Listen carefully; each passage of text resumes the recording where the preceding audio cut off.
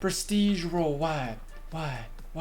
Now today, guys, we're going over the top 10 things Fortnite Battle Royale just absolutely had to nerf over the course of the game cycle because, believe it or not everything was quite as balanced as it is right now. Now, for most of this list, most of you guys are not going to remember this. You're probably going to think I'm absolutely crazy because why would Epic ever do that? But trust me, everything I say in this list is 100% legit. And without further ado, guys, let's go ahead and jump into it. This is the top 10 most OP things that Epic had to remove from Fortnite. So coming in at number 10, we actually have Frag Grenades. Now, the Frag Grenades have basically remained the same the entire time they've been in Fortnite, but what you guys might not remember is that before we even added in the update, where if you hold down the trigger, you can see the grenade arc, you can see exactly where it's thrown, there was actually a 5% chance on every single grenade that explodes on a player, a 5% chance that that grenade could get headshot damage. Now, that makes no sense whatsoever. It doesn't matter if you threw it at their feet, if it exploded at their head, it didn't matter where it exploded on the player, but every single time a player was hit with a grenade, it had a 5% chance to do 1.5 times damage and actually do 150 damage to an enemy player. Directly below where he built that structure. Yeah, let's not kill that guy.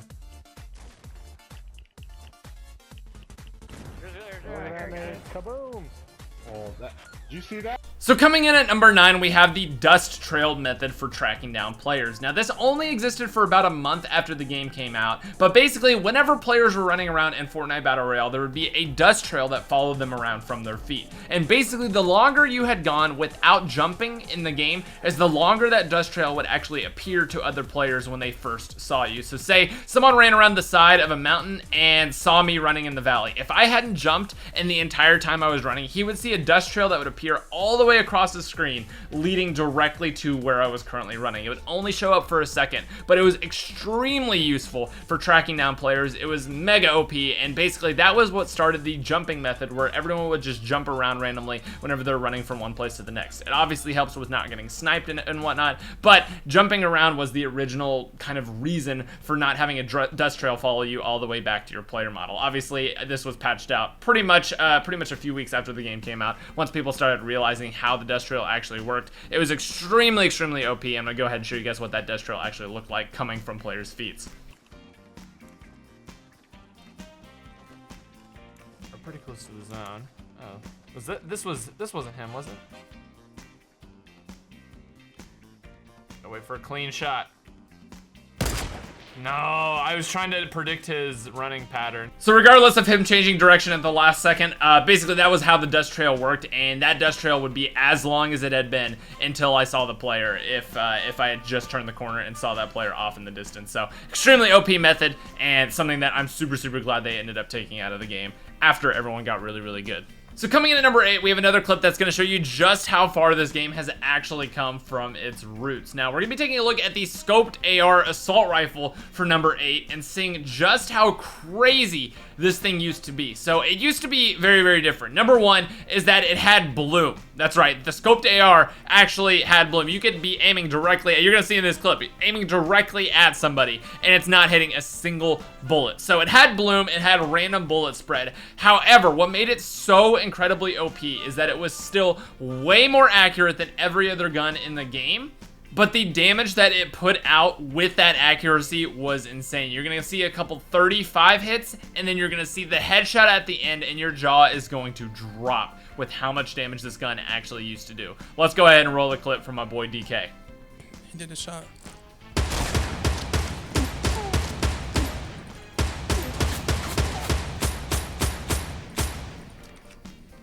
I suck with this gun.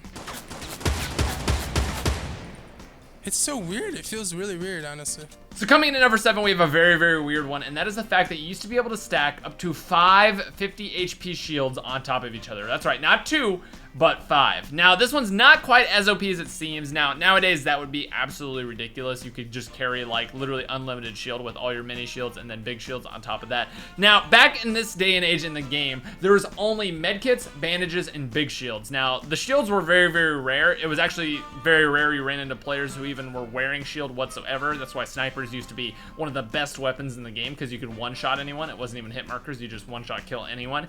But basically, you could stack up to 5 of these big shields. It happened very, very rarely. Footage of it is actually very hard to see because they actually changed this once they added in slurp juices to bring you back up to 100 HP and 25 health off of a 75. But big shields were just the crown jewel. And I mean, if you found 5 in one game, you honestly deserve to wear them all. Is that someone's built one?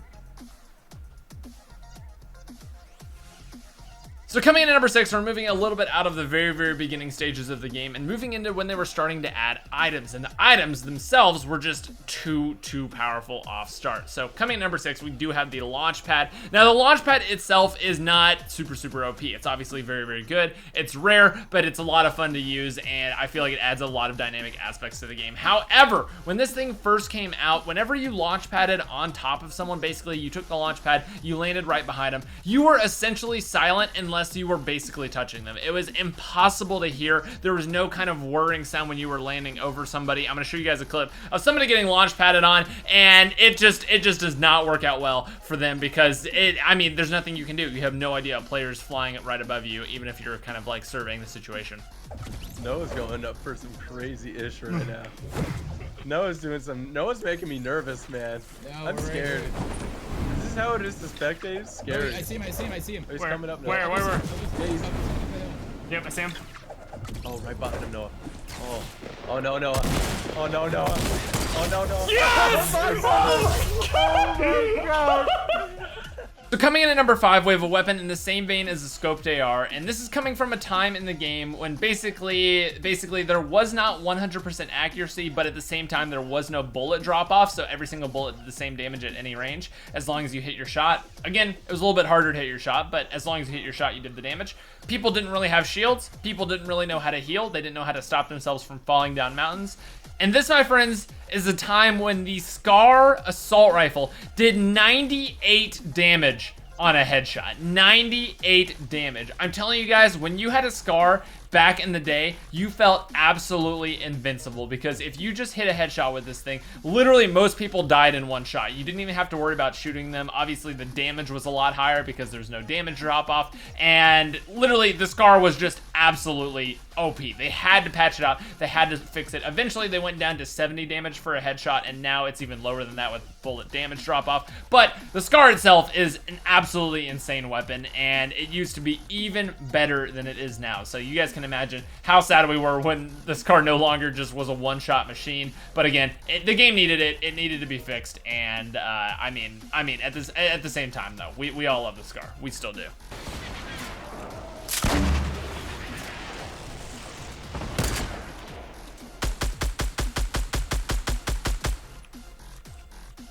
So coming in at number 4, we have the pump shotgun. Now, basically, a lot of people didn't realize right when the game launched that there was a bug actually that existed in the game. And as soon as this bug was realized, Epic patched it literally 2 hours later after it had been in the game for 2 months with nobody trying it out and nobody realizing it. And that is, my friends, that the pump shotgun used to be a sniper rifle. You could 200 shot headshot somebody across the map with this gun if you aimed well enough. Obviously, it was very, very hard to aim because you have to put that tiny little dot right on their head, but there's so many funny, hilarious clips of people using this pump shotgun all the way across the map, and just the masses didn't realize how effective it actually was until about 2 months after the game had been launched. And then, of course, Epic, about 2.5 hours later, took it right back on out of the game, and no one ever saw the sniper pump ever again. This is just yet another nerf that the pump received in its lifetime, and just the clips are hilarious from it, man. I'm so scared. What's up? 24, I'll take that crit. What's up, cousin? Yeah, let's go! So coming in at number 3, we have my favorite thing that they have ever removed and or nerfed from Fortnite. In this case, it was so bad that they actually removed it, and I agree with them. I just wanted them to make it do 0 damage. Like Fortnite, just make it do 0 damage and give it back to me. That's all I care. How am I supposed to hit clips like this?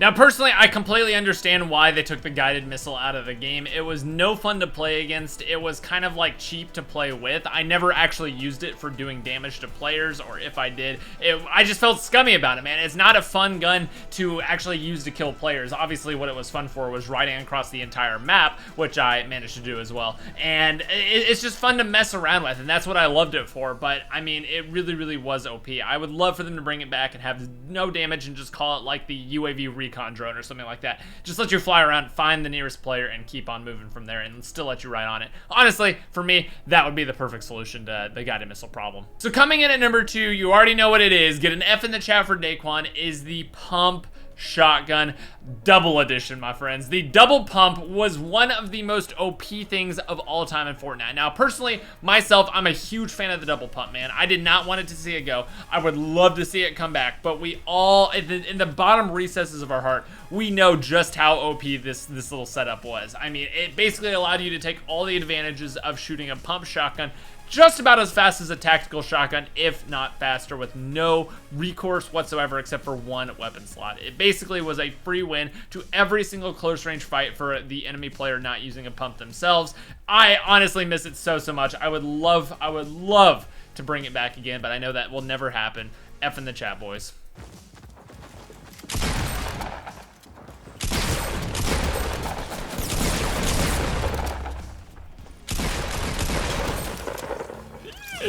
So taking the throne at number 1 most OP thing pre-nerf was the Boogie Bomb. That's right, I know all of you guys are probably saying pump shotguns are number 1, but I'm telling you right now, if I had the choice between 2 pump shotguns pre-nerf or a Boogie Bomb pre-nerf, I'm gonna choose the Boogie Bomb every single time. The Boogie Bomb used to be the most OP weapon in the game because you would hit somebody with it and they would dance, not for 5 seconds, not like it is now. Oh no, they don't dance for 5 seconds. They dance for 10 full seconds, not able to build, sprint. All you can do is just crouch up and down and move around. 10 full seconds of dancing, and if you take damage, you're still dancing. There's no canceling it out whatsoever. The only canceling of your 10 seconds of dancing is death. It was the most OP thing in the entire world. It brought out so many funny clips, and it was there's no competition of which is the better one. And obviously, double pump would be useful in more and more like situations. Like I would take that pre-nerf in an entire game, but for a single fight, whenever you have Boogie Bombs available, that's it, man. It's game over. It's so good, and man, oh man, do I love this weapon. Hurry! Tim, this is all you. This ass. I got it, bud. I got it. I will. Holy shit, Tim. Oh, you just stop shooting! Calvin, can you shoot him? I can't shoot him! Shoot the guy dancing! They're all. They can't! Oh, Tim, kill him! That's it, baby! What a way to end! Wow! That is it for my list, guys. Let me know if you guys have any other orderings or anything else that I forgot out of this list. My word is just my opinion. You could think that double pump's the best, or maybe you thought that the grenade crit chance is the best. Whatever it is, let me know in the comments down below. I would love to hear from you if you made it this far in the video. Hit that like button. I would really appreciate it, guys. Hit that subscribe button. Turn on notifications, and I will see you guys in a stream later on today. Peace out, guys. Adios. Have a great rest of your day, and bye-bye.